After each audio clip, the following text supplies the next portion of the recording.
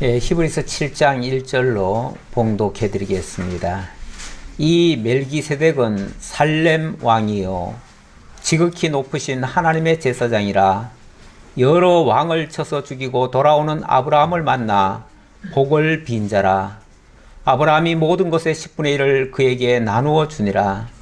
그 이름을 해석하면 먼저는 의의 왕이요 그 다음은 살렘 왕이니 곧 평강의 왕이요 아버지도 없고 어머니도 없고 족보도 없고 시작한 날도 없고 생명의 끝도 없어 하나님의 아들과 닮아서 항상 제사장으로 있느니라. 아멘. 3절까지 봉독해 드렸습니다. 오늘 두 번째 시간 주제는 새 언약의 중보자 예수, 이렇게 잡아보았습니다. 이것도 제가 임의로 작성한 주제가 아니고 성경 본문에 나오는 주제입니다. 아마 9장 15절인가 9장 15절에 그 말씀이 나오죠. 이로 말미암아 그는 새 언약의 중보자시니, 이 말씀이 나옵니다. 그래서 새 언약의 중보자라는 말씀이 오늘 7장부터 13장에 걸친 말씀을 대변하고 있는, 그것을 요약하고 있는 말씀이다, 이렇게 보아서 이 말씀을 주제로 삼았습니다. 여기에 중요한 내용, 새 언약이라는 용어가 나오고요, 중보자라는 용어가 나옵니다. 중보자 예수, 새 언약, 중보자 예수. 이 중보라고 하는 거, 이 중보사역, 우리 중보사역이라는 표현을 많이들 하시더라고요. 중보사역이 무엇인가? 이 하나님과의 관계에 있어서 중간 역할을 하는 자지요. 하나님과 우리 사이를 연결시켜주는 그 역할을 합니다. 그 역할을 하기 위해 필요한 직이 있습니다. 그 직이 뭐냐면 바로 제사직입니다. 이 제사를 통해서 하나님과 연결이 되어집니다. 구약시대 때 그렇게 했죠. 실제로 하나님을 만나기 위해서 성막이라고 하는 장소가 필요했고요. 거기서 또 하나님 앞에 나아가는 자는 그냥 갈 수가 없어요. 반드시 피를 가지고 들어갔어야 돼요. 그래서 제물이 필요했습니다. 그리고 거기에는 또 제사장이 있어야 됩니다. 이걸 이제 통틀어서 제사의 3요소다, 이렇게 얘기를 합니다. 이 제사, 그러니까 중보자가, 온전한 중보가 이루어지려면 제사라고 하는 것이 있어야 돼요. 있어야 되는데, 제사의 3요소는 성막, 제물, 제사장. 물론 제사장이 제일 중요할 수도 있어요. 사람이 제일 중요하지요. 물질보다, 그렇죠? 물질보다 사람이 더 중요하니까 이걸 앞세울 수도 있고 뒤로 가도 상관없는데, 어쨌든 이게 제사의 3요소예요. 이 제사의 3요소가 온전히 갖춰져야 하나님과의 관계, 이 중보가 온전히 이루어져요. 그런데 우리가 지난주에 살펴봤지만은 구약의 율법이라고 하는 거, 구약 시대에 있었던 모든 제사 제도, 거기에 동반되는 사람들이 천사도 있었고요. 천사는 이제 언약의 말씀을 기록을 해 주었고요. 또 모세는 그것을 선지자요 반포자로서 그 말씀을 선포를 했습니다. 선포를 했고, 또 그 말씀에 따라서, 그 율법에 따라서 여호수아는 가나안 안식으로 인도한다면서 데리고 갔지요. 그런데 결과적으로 어떻게 됐는가? 그것이 정말 효과적이었는가? 그래서 레위 제사장이 온전히 성막을 짓고 제물을 드리고, 그래서 온전히 하나님과의 교통이 잘 이루어졌는가? 결론적으로 말하면은 그게 안 됐다 그럽니다. 안 됐다. 왜 안 됐는가? 연약해서 안 됐다. 그러면 안 됐으면은 결국 유익이 있어요, 없어요? 없지요. 그래서 무익하다, 이렇게까지 얘기를 합니다. 무익하다. 오늘 말씀 속에도 그 내용이 나올 거예요. 그래서 옛 언약이 무익하고 연약하고 그러다 보니까 그걸로는 온전케 될 수가 없어요. 하나님과의 교통이 안 이루어져요. 그런데 사람들이 현실적인 어려움을 겪으니까 아이쿠 이 예수 믿다가는 우리 다 죽겠구나. 그러니까 얼른 어디로 가자? 옛날로 돌아가자. 그리고 다시 그 율법 아래로 들어가더라는 거죠. 다시 옛 제사를 드리기 위해서 그리 가더라는 거죠. 옛 성막을 향해서 가더라는 거죠. 그러니까 이 사도 입장에서는 어떻게 너희가 오랫동안 이 말씀을 듣고 이 복음을 깨달아서 그리스도 예수 안으로 들어와 가지고 자유를 누리다 말고 현실적인 어려움 당했다고 해가지고 어떻게 되돌아갈 수가 있느냐. 그러면서 히브리서 4장에서 보면은 멜기세덱에 관한 진리의 말씀을 너희들에게 전하고 싶은데 너희가 아직 알아듣질 못할 것 같다. 그래서 정말 내가 전하기도 힘들겠다. 그러면서 한다는 말이 때가 오래므로 너희가 마땅히 선생이 되어야 할 터인데 아직까지 이거 하나도 이해를 못하는 거 보니까 좀 미안한 얘기지만은 도의 초보부터 새로 배워야 되겠다. 이런 얘기를 해요.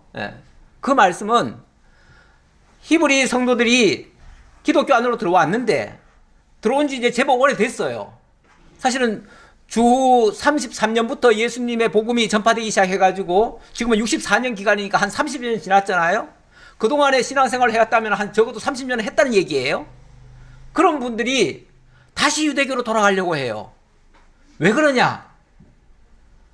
이 정말 진리의 도를 제대로 깨닫질 못해가지고 아직까지 젖이나 먹고 어린아이처럼 현실적인 어려움만 나가면은 아이쿠 하고 그냥 도망가는 그런 모습이니까 이건 뭐 사람을 지금 민망하게 하려고 하는 말이 아니고 이 도의 초보부터 다시금 좀 배워야 되겠다. 그 얘기예요. 이 진리의, 이 도의 초보, 기독교의 핵심 진리를 다시금 처음부터 새로 배워야 되겠다. 오히려 지금쯤은 너희들이 마땅히 서가지고 후배들을 양육하고 길러내고 하는 선생이 되어야 마땅한데 아직까지 너무 부족하구나. 그래서 그 얘기 하다 말고 4장에서부터 그 얘기 하다가 갑자기 멈춰버려요. 5장인가요? 얘기하다 멈춰버려요. 멈추다가 딴 얘기를 좀 하다가 다시 멜기세덱 얘기를 본격적으로 하는 겁니다. 오늘 7장에서부터는. 그래서 두 번째 강의에는 이 멜기세덱 이야기가 다시 나오는데 이 멜기세덱 얘기를 또 안 할 수도 없어. 이거를 이게 어렵다고 해가지고 안 하고 넘어가면 또 이게 안 돼요. 왜? 왜냐하면 예수 그리스도가 새 언약의 중보자가 되실 건데 중보자가 되시려면 자 온전한 제사장이 돼야 돼요. 온전한 성막이 돼야 되고 온전한 제물을 갖춰야 되고 온전한 제사장이 돼야 돼요. 왜? 옛 언약에 의한 성막 제물 제사장은 실제적으로는 연약하고 무익했어요. 왜 그러냐면은 자 이제 레위 제사장 얘기가 이제 나올 건데 레위만 해도 원래 레위가 온전한 사람입니까? 온전한 사람이 아니에요. 근데 온전한 사람이 아닌데 왜 세웠어 하나님이? 그렇게 또 말할 수도 있는데 그거는 모형과 그림자적으로 그렇죠? 장차 오실 메시아를 바라보게 하려고 사람 가운데 세워야 되니까 연약하지만 또 온전치 못하지만 그래도 세운 거죠. 세우다 보니까 이 사람은 제사를 드리더라도 온전한 제사가 못 됐어요. 그러다 보니까 원래 온전한 제사가 됐다면 한 번 제사로 끝나야지요. 그렇죠? 그런데 온전치를 못하니까 어떻게 해요? 또 드리고 매일같이 또 제사를 드렸어요. 그리고 뿐만 아니라 자기 자신부터 죄인이었어요. 그러다 보니까 제사를 드리려고 할 적마다 자기 죄부터 먼저 속죄를 해야 돼. 자기부터 속죄하고 그 다음에 백성들을 위해서 속죄하고 그러다가도 여차하면 정말 죽어요. 여차하면 정말 그건 다 무효가 돼버려요. 설령 그날은 유효가 됐다고 할지라도 그 다음 날이면 또 죄인이 돼가지고 또 그래야 돼. 또 그 짓을 또 해야 돼. 반복한다는 거는 그게 완전치 않다는 얘기고, 완전치 않다는 거는 연약하다는 얘기예요. 연약하면은 결국은 효과가 있느냐? 우리가 왜 무슨 뭘 할 때 임시 뭘 맞는다는 거 있죠? 임시 뭐 한다는 거. 임시 처방, 임시 땜빵 한다 그러죠. 땜빵. 우선 땜빵은 할 수 있는데 막 비가 막 오니까 우선은 뭘 갖다 덮어요. 그러면 우선 땜빵은 되는데 며칠만 지나면 어떻게 되죠? 그 소용이 없어요. 그걸 영구적으로 하려면 다시는 그게 부서지지 않도록 만들어야 그게 진짜거든요. 그런데 구약의 모든 뭐 모세 얘기, 뭐 레위 제선 얘기 다 얘기했는데 다 이건 연약하고 무익했어요. 오죽하면은 성막 같은 건 어떻게 됐어요? 나중에 다 해파가 돼버렸잖아요. 해파가 돼버렸어요. 아니 그게 온전하면 해파가 될 수 있어요? 안 되지요. 이 재물도 매일같이 손잡고 양잡고 매일같이 이게 온전했으면 한 번 잡고 끝내야 되는데 매일 잡았어요.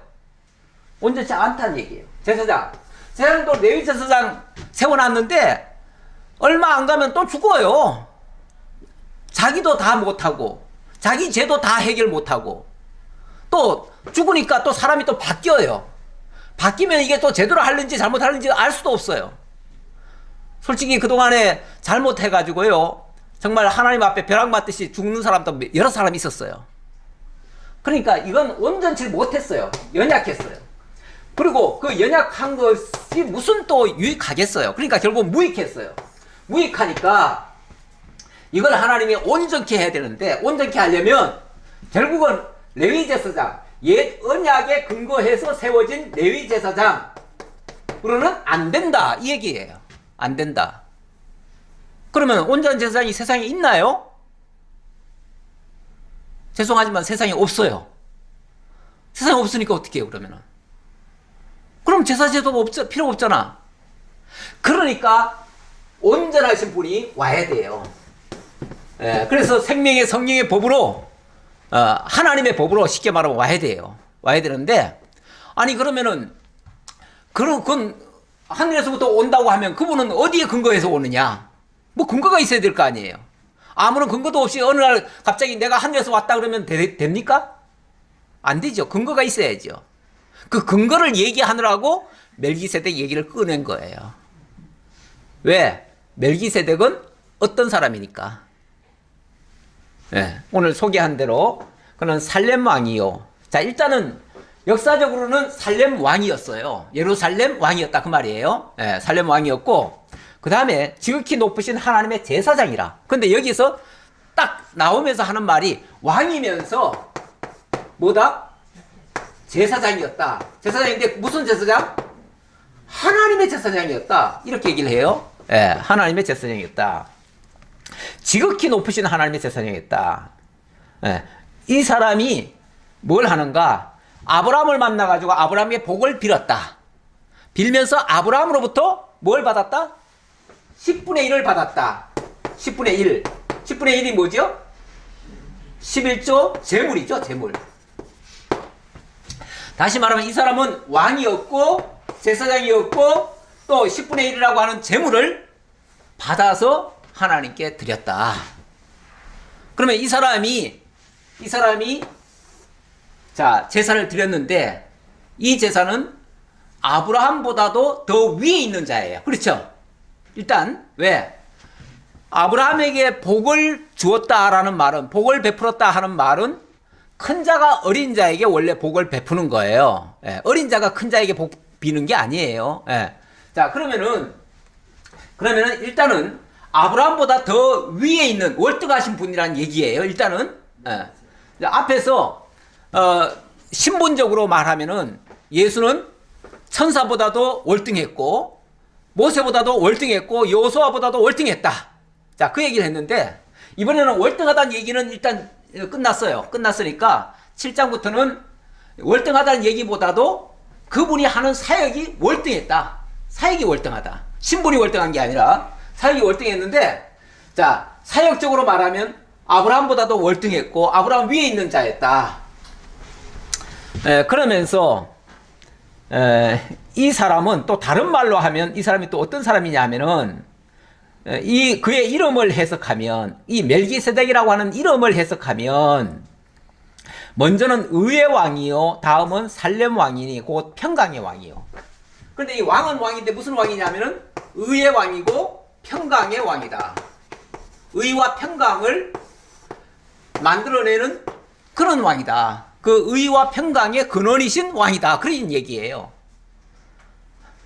그런데 세상에서 그런 사람이 있나요? 원칙 이 세상에서는 그런 사람을 찾을 수가 없어요. 그런데 이 사람은 또 특징이 뭐냐면 아버지도 없고 어머니도 없고 족보도 없고 시작한 날도 없고 생명의 끝도 없다. 자, 이런 사람은 세상에 없습니다. 원래 없는데 이런 사람이 있었어요. 또 원래 없어야 맞는데 역사적으로 등장을 했어요. 등장을 했고 실제로 아브라함에게 재물을 받았고 그 재물을 또 하나님께 드렸어요. 중보 역할을 했어요. 했는데 그러다 보니까 자, 세상에는 이런 사람이 없어야 맞는데 실제는 있었어요. 있었으니까 이분이 그러면 누구냐? 라고 했을 때 하나님의 아들과 같다. 하나님의 아들과 닮았다. 방불하다. 이렇게 표현을 했는데 닮았다. 그러니까 정확히는 알 수 없는데 자꾸 하나님의 아들 같다. 그 얘기죠. 왜 이 얘기를 하냐면은 자, 이제부터 새 언약의 중보자가 등장을 해야 되는데 자, 지금까지는 옛 언약 얘기했잖아요. 그럼 옛 언약에 비해서 옛 언약은 연약하고 무익하니까 이건 이제 본문에 들어가 보면 이거 패하고 이런 얘기가 나옵니다. 패하고. 이건 패해져야 돼요. 자, 이건 패해져야 돼. 자, 패할 것이고 이거는 그렇게 되니까 패하니까 그 다음에는 또 뭐가 나오죠? 패하고 나면 세워야죠. 세움이 필요하죠. 세움이 필요한데 결국은 레위 제사장을 통해서 성막에서 제물로 11조 제물로 드렸던 그 제사는 패하고 자 이제는 다시 세워야 돼요. 패하는 거는요 그냥 없애려는 게 목적이 아니에요. 다시 세우기 위해서 패하는 거예요. 어디 막 집을 막 헐어요. 허는 이유는 왜 헐어요? 없애려고 하는 게 아니고 새로운 집을 더 좋은 집을 지으려고 하는 거예요. 이거는 건설적 해체예요. 그렇죠? 예. 그러니까 다시 세우는데 누굴 세우느냐? 바로 예수 대제사장을 세운다. 그 얘기예요. 예수 대제사장을 세우는데 그를 통해서 새 언약. 그러니까 여기서는 이름이 이제 옛 언약이었으니까 옛 언약이 뭘로 바뀌어요? 새 언약으로.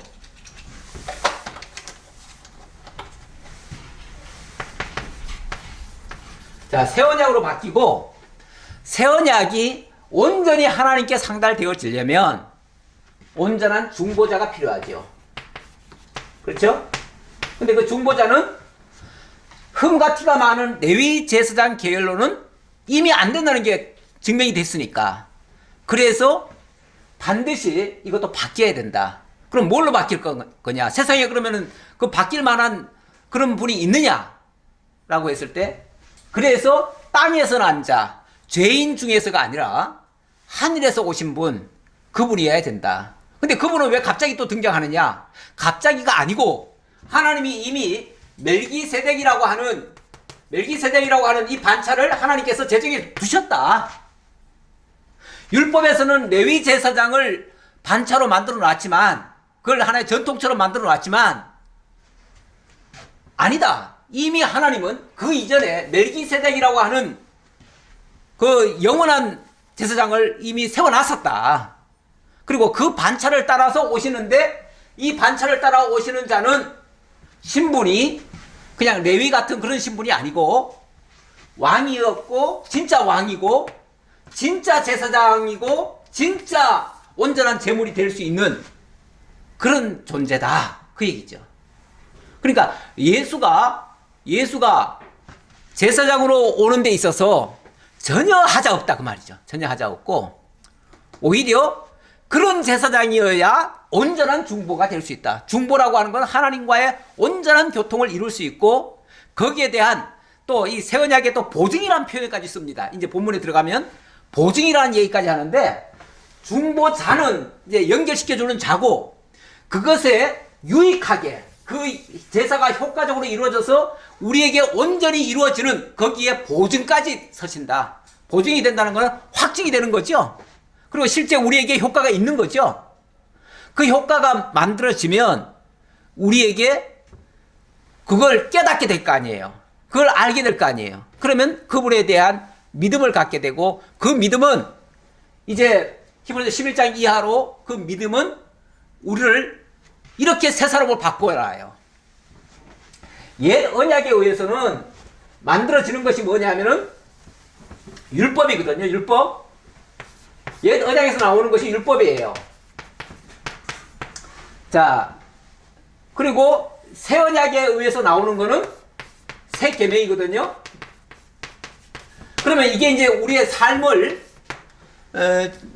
지도하는 지침서 아니에요. 그렇죠? 지침서죠. 지침서인데, 율법이 가리키는 대로 살아보니까 결과가 어떻게 됐어요? 이거는 이제 백성들의 삶이에요. 백성들에게 율법이 적용되니까 그 결과물이 어떻게 나와요? 그 율법이 원래 가리킬 때는요, 이렇게 얘기를 해요. 이 율법을 다 준행하면 복 받는다. 그리고 영원히 살리라 그랬잖아요. 그 땅에서 영원히 살리라.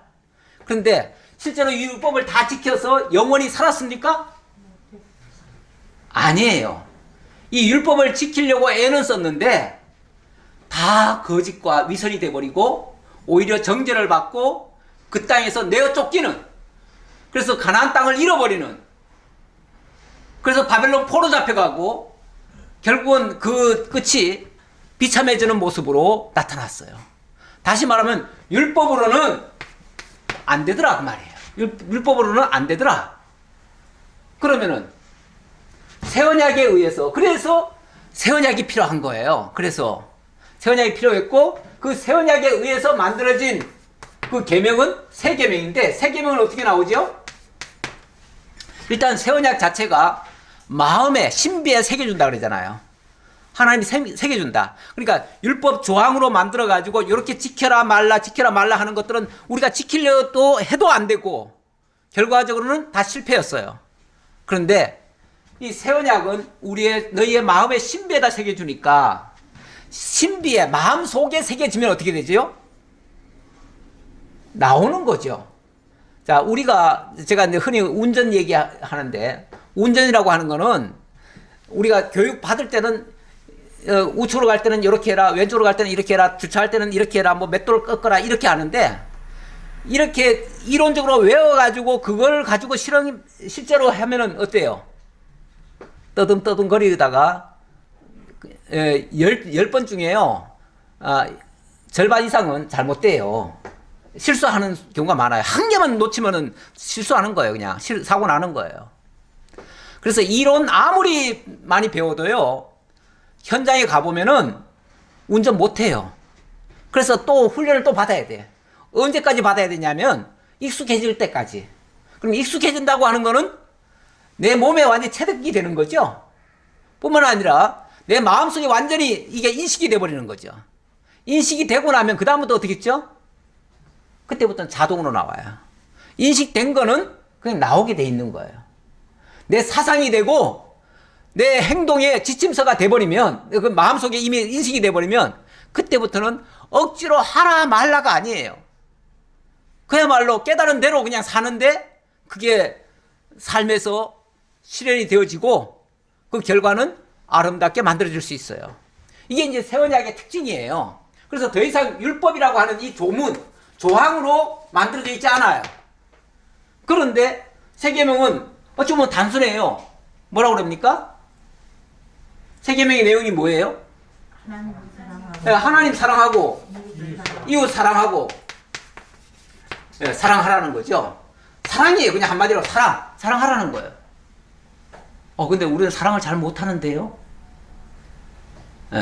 근데 어쨌든 방향은 이게 맞지요. 맞는데 사랑이 잘 안 나온다는 거는 뭐 때문일까요? 그러면 그건 아직까지 내가 지금 체득이 덜 됐다는 얘기겠죠.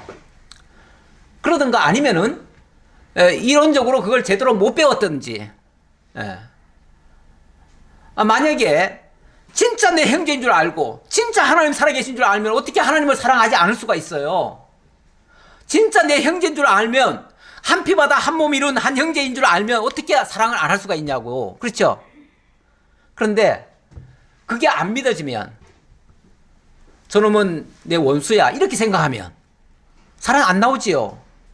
저 사람은 나를 괴롭히는 사람이야. 그러면은 사랑 안 나오지요. 내 형제라고 생각 안 하면은 안 나오는 거 아니에요. 그렇죠? 사랑 그렇게 생각하면 그렇게 나올 것이고 생각 안 하면 안 나올 것이에요.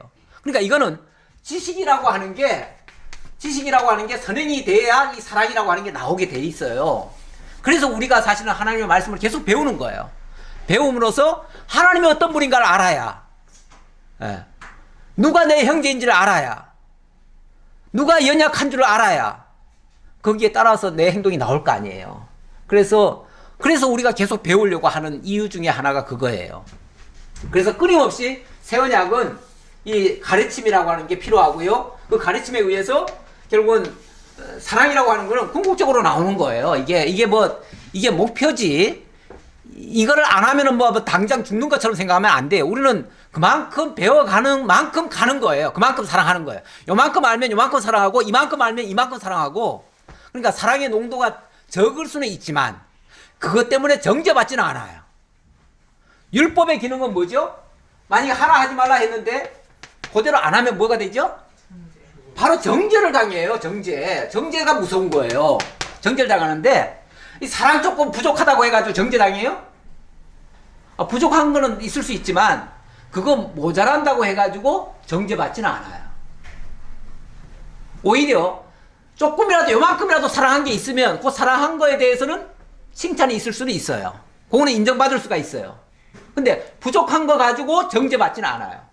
무슨 말이냐면, 그러니까 여기에는 새 언약에는 정죄라고 하는 기능 자체가 사실은 없는 거예요. 없는데 이 사랑이 부족하다고 해서 정죄당하는 건 없는데 여기서 정죄받는 게 있긴 있어요. 뭐가 정죄냐면 이렇게 하신 이 새 언약을 깨닫지 못하고 알지 못하고 믿지 아니하고 여기 참여하지 않는다면 그럼 새 언약 밖에 있는 자들 아니에요. 새 언약 밖에 있는 자들은 결국은 율법의 정죄를 받으니까 새 언약 자체가 정죄하는 게 아니라 새 언약 안에 들어오지 못하면은 결국은 율법 가운데 그대로 던져져 있는 상태니까 율법의 정죄를 그대로 받는 거죠. 그러니까 율법이 폐해졌다는 말이 율법 자체가 없어졌다는 말이 아니고 율법은 건재해요. 건재한데 새 언약 안에 들어온 자를 더 이상 제어하지 못한다. 그 얘기죠. 이 정도면은 다 끝난 거예요. 이 얘기예요. 이제 7장부터 13장까지의 얘기가 이 얘기예요. 이 얘기를 제가 지금 간추려서 얘기를 했습니다. 자, 그러면서 멜기세덱은 신분적으로 말해도 아브라함보다 월등히 위에 있는 사람이고, 왜냐하면 레위는 그 당시에 아브라함이 멜기세덱에게 11조를 드릴 때에 레위는 아브라함의 허리에 있었어요. 다시 말하면 500년 후에 이스라엘 민족이 애굽에 내려가서 거기서 생육 번성하고 그 다음에 올라와 가지고 그때부터 제사장 노릇한 사람이에요. 그렇죠? 그러니까 저만큼 후배예요. 후배도 한참 후배예요. 율법 언약이라고 결국은 레위 제사장은 율법 언약에 근거해서 세워진 제도에 의해서 행했던 일들이고, 이 멜기세덱은 아브라함 언약에 의해서, 이건 아브라함의 언약이라고 하는 건 일종의 다른 표현으로 하면 은혜 언약이에요. 은혜 언약. 은혜 언약에 의해서 만들어진 하나님의 사랑의 법이에요. 그래서 만약에 우리가 이렇게 해가지고 사랑에까지 도달하게 되어진다면 이 사랑의 법을 뭐라고 그러냐면 최고한 법이다 이렇게 얘기를 해요. 최고한 법. 그렇죠?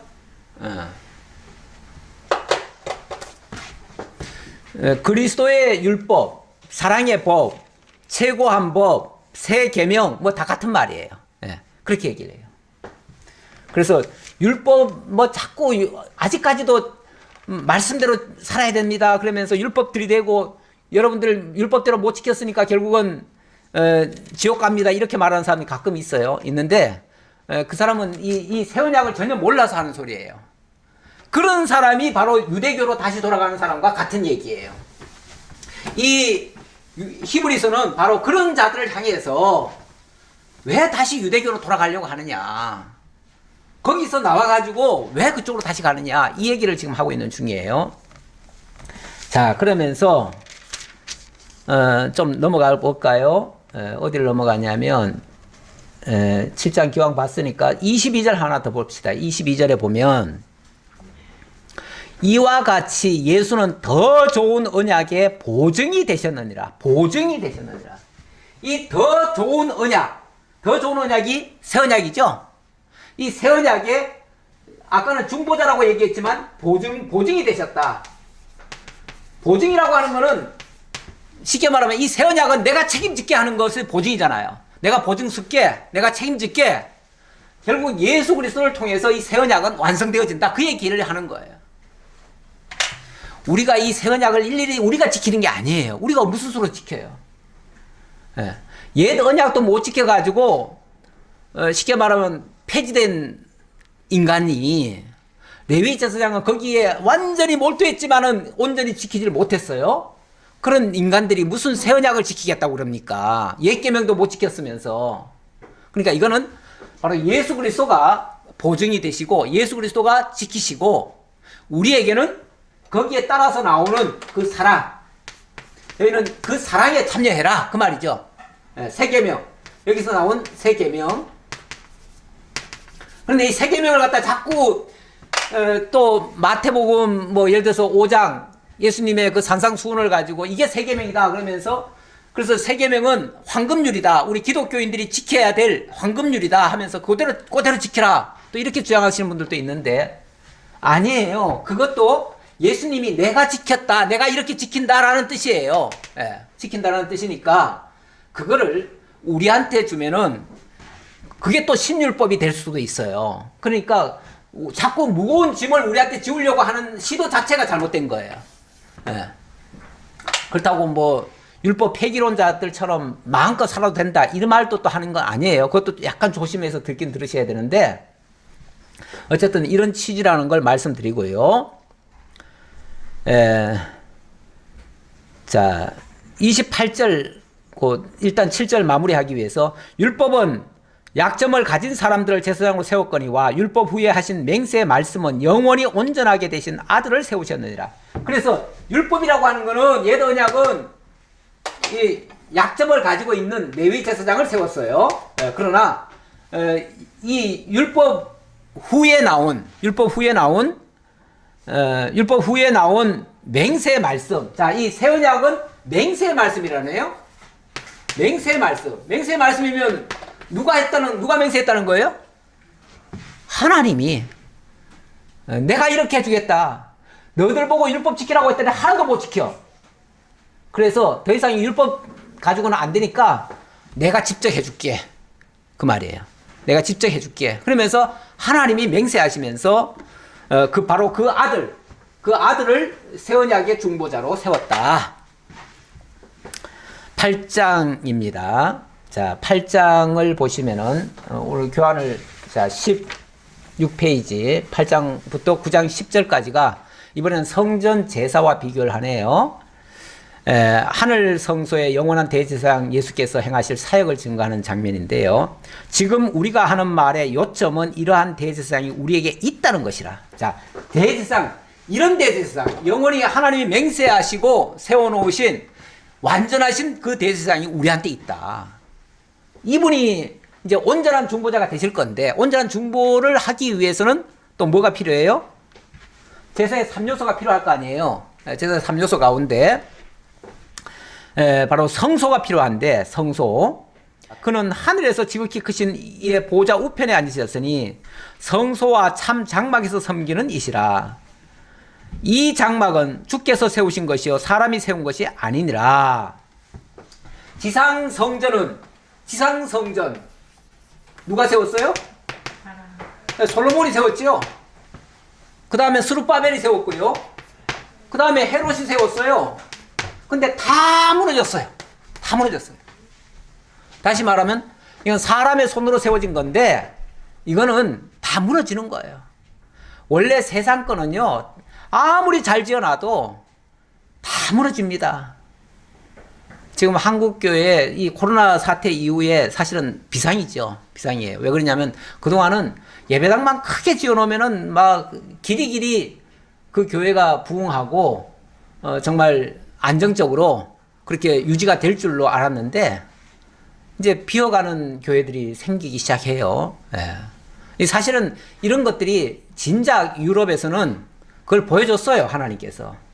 이렇게 건물 키워봤자 나중에 가면 텅텅 비어. 그래서 다 쓸데없는 거야. 그건 하나님의 교회가 아니야. 너희들이 모이는 그냥 공간이지 하나님의 교회는 그렇게 생기지 않았어. 라는 것을 사실은 일찌감치 말씀하셨어요. 보여줬는데 한국교회는 뒤늦게 이 기독교가 들어오다 보니까 그냥 예배당만 크게 지면 무조건 장땡인 줄 알고 그렇게 했어요. 근데 지금 코로나 사태 이후에 더 이상 그런 것이 쓸데없다라는 것이 보여졌어요. 실제로 세상에서는요, 아무리 화려하게 지었어도 솔로몬 성전 그 화려하게 지었는데 쓸데없어요. 소용없어요. 그런데 그러면은 정말 쓸데있는 영원한 성전이 필요하잖아요.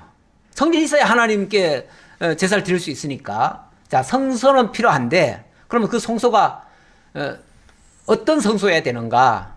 땅에 있는 성소로서는 안 된다. 그 얘기죠. 안 되니까 하늘 위에 있는 성소에서 온전히 하나님께 드려줄 수만 있다면 그게 진짜 아베기 성소가 된다. 그 얘기죠.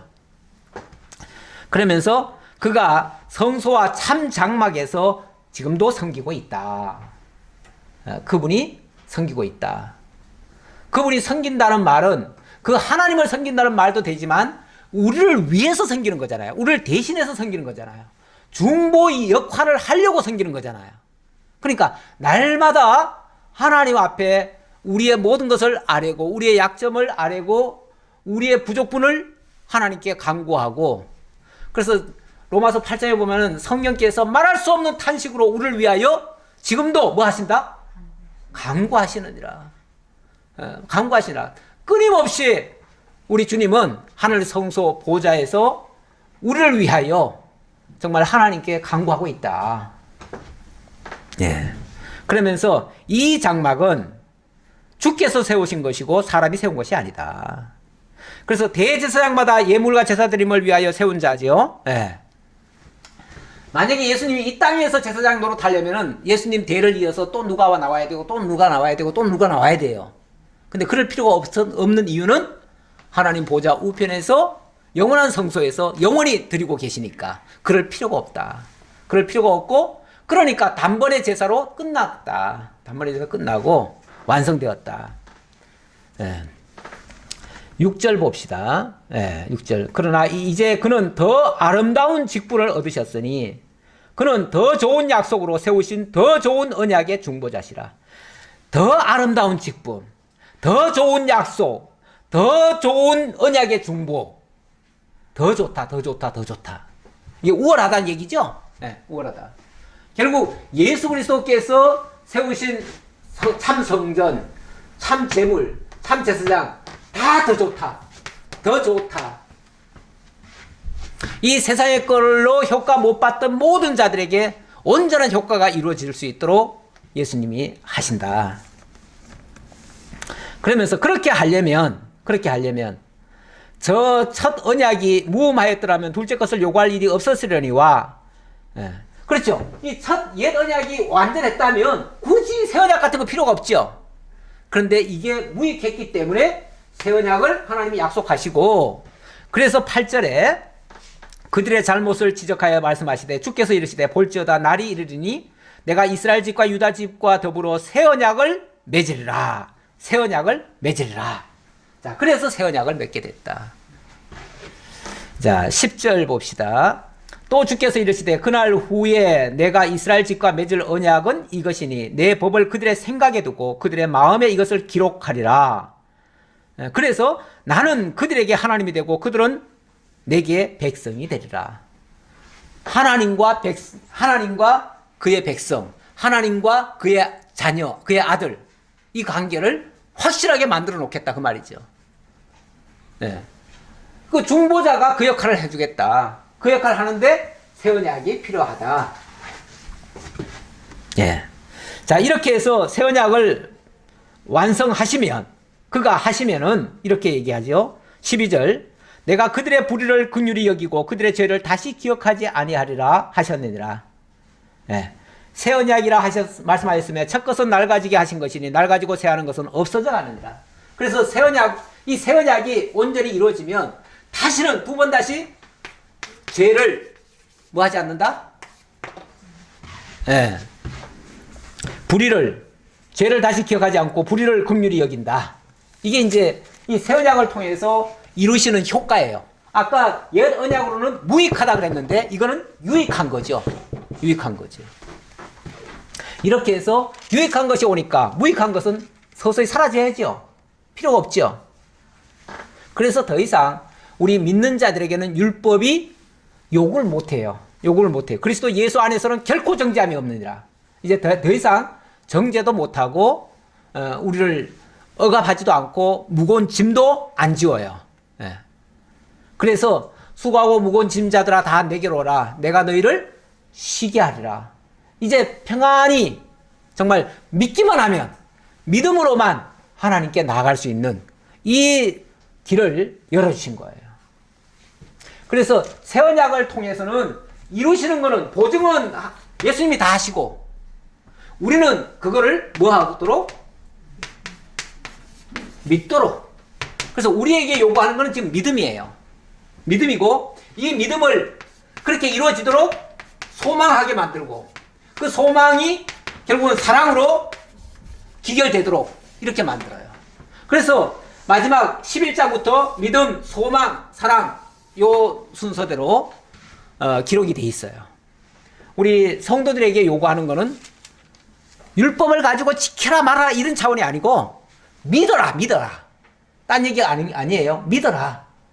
그리고 바라보라. 소망하라. 그리고 사랑하라. 그런데 이 사랑이라고 하는 거는 이렇게 믿고 이렇게 소망하는 자에게서는 나오는 현상이에요. 네. 이렇게 믿으면서 어떻게 안 나와요? 믿으면 나오지. 아니, 먹으면 나오잖아요. 우리가. 그렇죠? 먹으면 나오듯이 믿으면 나오는 거예요. 네, 누구든지. 9장으로 넘어갑니다. 첫 언약에도 섬기는 예법과 세상에 속한 성소가 있더라. 그러면서 첫 성소가 있었다라는 얘기하고요. 9절 봅시다. 9절. 이 장막은 현재까지의 비윤이 이에 따라 드리는 예물과 제사를 섬기는 자를 그 양심상 온전하게 할 수 없나니 이런 것은 먹고 마시는 것과 여러 가지 씻는 것과 함께 육체의 예법일 뿐이며 개혁할 때까지 맡겨둔 것이니라. 자, 이 성소라고 하는 것을 뭐라고 표현합니까? 현재까지의 뭐다? 현재까지 비유다, 비유. 비유라고 하는 거는 또 이제 조금 있으면 또 다른 표현도 또 나오는데, 모형, 그림자.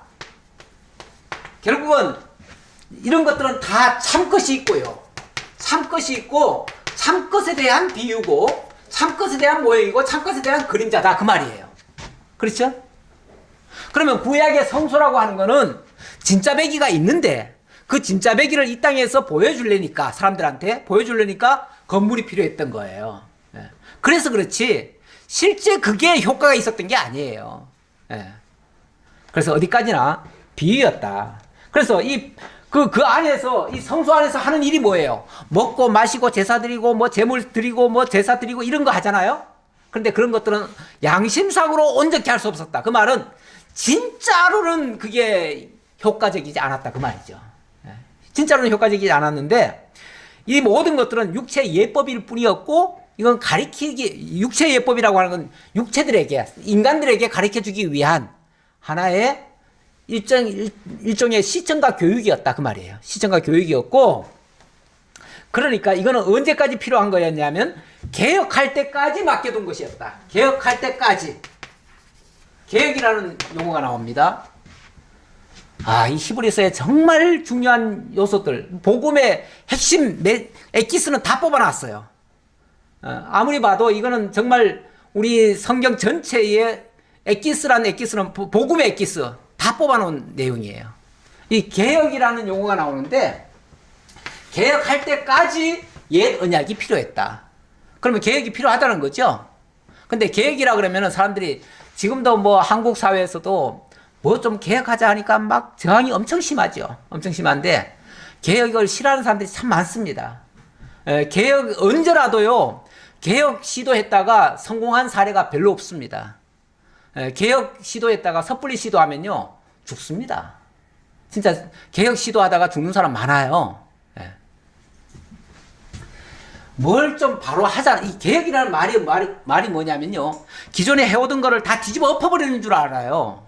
그게 아니고, 원래 그 원뜻은 그게 아니에요. 이거 리폼드라고 하는 건데, 리폼이라고 하는 게, 이 리라고 하는 게 뭐냐면요. 이 다시라는 뜻이에요. 다시라는 말은 처음으로 돌린다는 뜻이에요. 폼이라고 하는 건 어떤 형체를 얘기하는 거죠. 근데 그러면은 근원으로 돌린다는 거예요. 원형적인 걸로 돌린다는 거죠. 가장 최선의 것 또는 하나님이 처음 만들어 놓은 상태, 그 상태로 돌리는 걸 개혁이라고 그래요. 언뜻 보면은 어떤 분들은 그래요. 우리 종교 그 역사에 봤을 때 가톨릭이 먼저고 우리 기독교가 나중에 탄생했다 그러면서 가톨릭은 형님이고 우리는 동생이라고 그래요. 그렇게 말하는 사람들이 있어요. 가끔 있는데 우리는 뭐라고 그러냐면 우리는 개혁 교도들이다. 그렇게 얘기를 해요. 개혁 성도들이다. 개혁이란 말은 뭐냐면 그러면은 기존에 해오던 거를 거기서 이렇게 바꿨다 이렇게 생각하는데 바꿨으면 거기서 나온 게 맞지요. 근데 그 단순히 바꾼 게 아니고요. 바꾼 게 아니고 근원으로 올라간 거예요. 근원으로. 왜냐하면 자 원래 하나님이 만들어 놓으신 이 기독교 아닙니까? 그렇죠? 이 기독교 자체가 하나님이 만들어 놓은 거죠. 원래 성경 율법이 이 성경이라고 하는 것 자체가 다른 종교들은요 다 인간들이 만들어 놓은 종교들이에요. 근데 기독교만은 유일하게 하나님 계시 종교예요. 그러면 하나님이 만들어 놓은 종교예요. 그런데 가톨릭이라는 이름으로 그동안 쭉 해왔는데 너무 빗나간 거예요. 너무 잘못된 거예요. 그러니까 성경으로 돌아가자 하고 시작한 게 개혁이에요. 그래서 성경으로 돌아가니까 결국은 하나님이 처음에 만들어 놓은 그 방식대로 가는 거예요.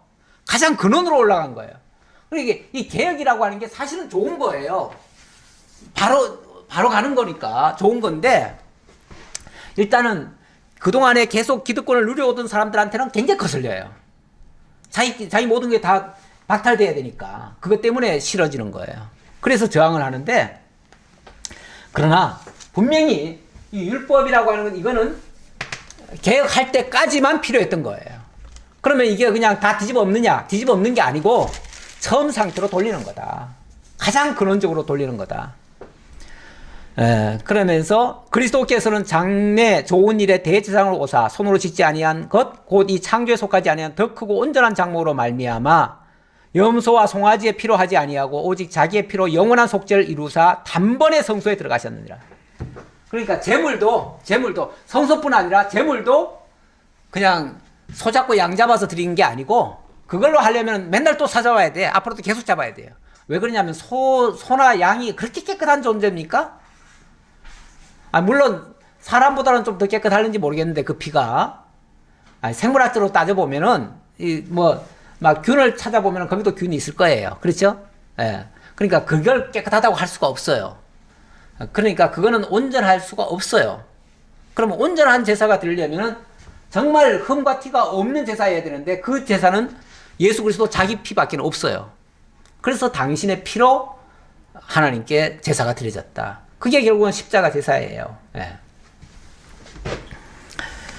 자, 그래서 15절 이로 말미암아 그는 새 언약의 중보자시니 이로 말미암아 이런 걸 통해서 온전히 새 언약의 중보자가 되셨다. 예. 이는 첫 언약 때에 범한 죄에서 속량하려고 죽으사 부르심을 입은 자로 하여금 영원한 기업의 약속을 얻게 하려 하심이니라. 첫 언약 때에 이 첫 언약 때에, 그러니까 여기 개혁이라고 하는 표현이 결국은 가장 근원적인 첫 언약 때로 올라가는 거예요. 첫 언약 때로. 예수 그리스도의 이 제사가 결국은 첫 언약 때로 올라가요. 첫 언약이라 그러면은 율법 언약이 첫 언약입니까? 아니죠. 아담에게로 거슬러 올라가야죠. 아담에게 원래 제사라고 하는 게 언제부터 시작된 거예요? 아담부터 시작된 거예요. 아담이 범죄하고 나니까 두려워서 숨었잖아요. 그리고 벌거벗고 그냥 벌벌 떨고 있었어요. 그럴 때에 하나님이 친히 찾아오십니다. 찾아오셔서 가죽옷으로 부끄러움을 가려줘요. 그게 제사의 시효예요. 그 제사가, 그러니까 예수 그리스도의 제사는 바로 거기로 거슬러 올라간다 그 말이에요. 거기로. 그러니까 예수 그리스도가 어디 근거해서 제사장이 될 수 있느냐라고 하면 첫 언약 때 아담에게 하나님이 그렇게 한 거 아니냐. 그럼 첫 아담하고 예수하고 무슨 상관이 있냐? 성경은 이렇게 또 얘기하죠. 첫 아담은 예수 그리스도는 둘째 아담이고 첫 아담은 그렇게 얘기하죠. 그러니까 오실 자의 표상이다 이렇게 얘기하죠. 아담은 오실 자의 예표적 인물이다 그 말이에요. 예표적 인물이다. 그러니까 아담에게 그 약속한 거는 결국은 장차 예수 그리스도를 통해서 온전한 제사 이룰 거를 약속한 거였다 그 말이죠. 그러니까 히브리서의 이 예수 대제사장의 근거는 첫사람 아담에게 있다. 근원으로 올라가야 돼요. 그게 개혁이에요. 온전한 개혁. 26절 봅시다. 그리하면 그가 세상을 창조할 때부터 자주 고난을 받았어야 할 것이로되 이제 자기를 단번에 제물로 드려 죄를 없이 하시려고 세상 끝에 나셨나니라.